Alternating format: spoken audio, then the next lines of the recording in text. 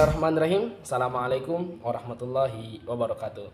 Alhamdulillahilladzi arsala rasulahu bil huda wa dinil haq liyudhhirahu ala dini kullihi wa kafa billahi syahida. Teman-teman dimanapun kalian berada, bersyukur kita kepada Allah Subhanahu wa ta'ala atas segala nikmat yang telah Allah berikan kepada kita semuanya. Nikmat iman, nikmat Islam, nikmat kesehatan tentunya, sehingga sampai saat ini, sampai detik ini kita masih bisa menjalankan rutinitas kita, masih bisa beraktivitas tanpa ada suatu halangan apapun. Baiklah, di video kali ini perkenalkan saya Ashraf Zofir Wafa dengan NIM 071 akan memaparkan materi yang saya dapati selama berkuliah di UIN Wali Songo Semarang ini selama 1 semester belakangan, yaitu dalam mata kuliah pengantar ilmu hukum yang diampu oleh Ibu dosen Siti Rofiah, SHI, SH, MH, MHI. Berbicara tentang hukum, hukum adalah peraturan yang mengatur tata tertib pergaulan hidup dalam masyarakat yang bersifat memaksa dengan tujuan untuk mewujudkan keadilan dan ketertiban. Tujuan hukum adalah untuk mewujudkan suatu ketertiban, keadilan, dan kesejahteraan dalam masyarakat. Jadi akan timbulnya suatu kesejahteraan jika hukum itu berlaku. Kemudian fungsi hukum. Hukum memiliki beberapa fungsi, yaitu pertama fungsi mengatur. Hukum berfungsi untuk mengatur tata tertib masyarakat agar tercipta ketertiban dan keteraturan. Kemudian hukum mengatur hak dan kewajiban setiap orang dalam masyarakat, sehingga setiap orang dapat menjalankan haknya tanpa mengganggu hak orang lain. Kemudian fungsi hukum selanjutnya adalah fungsi yang memaksa.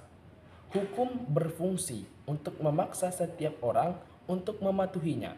Hukum memberikan sanksi kepada setiap orang yang melanggar hukum, sehingga setiap orang akan berpikir ulang sebelum melanggar hukum tersebut, karena nantinya tentunya akan masuk ke dalam ranah hukum jika melanggar hukum yang tersebut. Fungsinya melindungi hukum untuk hak-hak setiap orang. Hukum menjamin hak-hak setiap orang sehingga tidak ada satu orang pun yang dirugikan. Selanjutnya, hukum berfungsi sebagai keadilan untuk mewujudkan keadilan dalam masyarakat. Hukum memberikan sanksi kepada setiap orang yang melanggar, sehingga setiap orang akan berpikir ulang sebelum melanggar hukum tersebut. Kemudian ada yang namanya fungsi pendidikan. Hukum berfungsi untuk mendidik masyarakat agar menjadi masyarakat yang baik. Hukum mengajarkan kepada masyarakat tentang nilai-nilai moral dan hukum yang berlaku dalam masyarakat. Baiklah, membahas tentang hukum, kita akan mengenal yang namanya hukum normatif, biasa disebut dengan dogmatika hukum atau ilmu hukum dogmatik. Menurut Meusen, ilmu hukum tersebut mencakup semua kegiatan ilmiah yang bertujuan untuk mempelajari isi dari sebuah tatanan hukum yang bersifat positif dan konkret. Kemudian, dalam pergaulan hidup, norma hukum itu bisa dibedakan menjadi 4 atau dikelompokkan ke dalam 4 macam. Yang pertama, norma agama, norma kesusilaan, norma kesopanan, dan yang terakhir yaitu norma hukum. Selain norma hukum, ada juga yang namanya sistem hukum.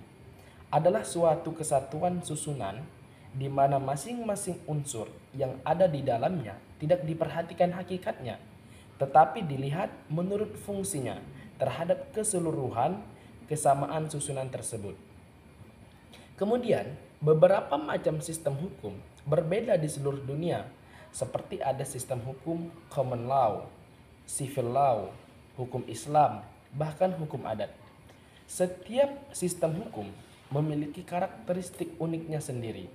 Namun, tujuannya satu, yaitu adalah untuk menciptakan ketertiban, keadilan, dan penegakan hukum dalam suatu masyarakat. Sistem hukum di suatu negara dipengaruhi oleh berbagai faktor. Apa aja faktor tersebut? Antara lain, latar belakang sejarah dan pembangunan hukum, karakteristik khas dari cara berpikir, peranata-peranata yang berbeda. Kemudian selanjutnya ada jenis-jenis sumber hukum yang dikenal dan ideologi hukum. Kemudian ada juga sumber hukum. Dapat diartikan sebagai bahan atau dasar yang memuat hukum, dibuat dan dibentuk oleh proses pembuatan hukum, dan wujud hukum itu dilihat, diraba, dan dirasa. Ketika aturan dilanggar, hukuman berat dan nyata dijatuhkan akan diberikan kepada yang melanggar. Ada dua sumber hukum yang dapat diketahui, yaitu sumber hukum material dan sumber hukum formil.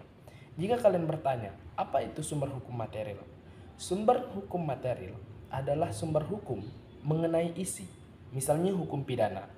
Sedangkan sumber hukum formil yaitu jenis hukum yang mengatur tentang tata cara pelaksanaan dan pemeliharaan hukum material dalam suatu sistem hukum. Contohnya undang-undang dan lain sebagainya. Kemudian selanjutnya, yang tidak kalah penting adalah konsep dasar hukum. Konsep dasar hukum sebagai fondasi utama dari sistem hukum suatu negara. Konsep dasar hukum meliputi prinsip-prinsip yang membentuk struktur dan fungsi dari sistem hukum, termasuk keadilan, kepastian hukum, dan kewajiban hukum. Dalam konteks masyarakat modern, konsep dasar hukum menjadi penting untuk memastikan bahwa hukum dapat diterapkan secara adil, konsisten, dan transparan. Prinsip-prinsip ini juga membantu dalam menjaga stabilitas dan keamanan dalam suatu wilayah atau dalam suatu masyarakat. Dan ternyata ada istilah yang namanya penemuan hukum. Apa itu penemuan hukum? Apakah waktu hukum pertama kali ditemukan? Jadi, penemuan hukum merupakan pembentukan hukum oleh hakim atau aparat hukum lainnya yang ditugaskan untuk penerapan peraturan hukum umum pada peristiwa hukum yang konkret. Juga merupakan proses konkretisasi atau individualis peraturan hukum yang bersifat umum dengan mengingat akan peristiwa yang konkret tertentu. Jadi, dalam penemuan hukum, yang penting adalah bagaimana mencarikan atau menemukan hukumnya untuk peristiwa yang konkret. Baiklah, setelah beberapa pemaparan dalam metode atau materi tentang hukum ini, pesan yang ingin saya sampaikan bahwa dalam berkehidupan bermasyarakat, khususnya Indonesia yang notabene merupakan negara hukum, yang harus kita lakukan adalah mengikuti hukum-hukum yang berlaku. Jangan pernah melanggar hukum yang telah dibuat oleh para penegak hukum. Dan jika nanti semuanya stabil, semuanya bijaksana, semuanya mengikuti aturan hukum-hukum yang berlaku di negara ini, insya Allah di sini tidak akan timbulnya pelanggaran-pelanggaran hukum, tidak adanya sanksi-sanksi yang berat, tidak adanya suatu keadilan. Kemudian bagi penegak hukum, orang-orang yang bertugas atau berwenang untuk menegakkan hukum di Indonesia, hakim dan lain sebagainya, juga harus memperhatikan bahwa di dalam masyarakat itu bisa diambil contoh untuk penegakan hukum, terutama budaya yang ada di masyarakat. Contoh kecilnya saja yaitu budaya bermusyawarah, budaya bergotong royong. Karena di dalam sana ada sebuah kekeluargaan, ada sebuah kegotong royongan, ada sebuah keadilan, ada sebuah kesosialan yang bisa membuat para penegak hukum berpikir atau mencontohkan dalam menentukan hukum, dalam menegakkan hukum, dalam menetapkan hukum, bahwa suatu keadilan, sesuatu komunikasi, sesuatu sosial, suatu pembicaraan itu penting. Tidak menetapkan hukum atau menjatuhkan hukum sewenang-wenang atau semata-mata atas kehendaknya sendiri.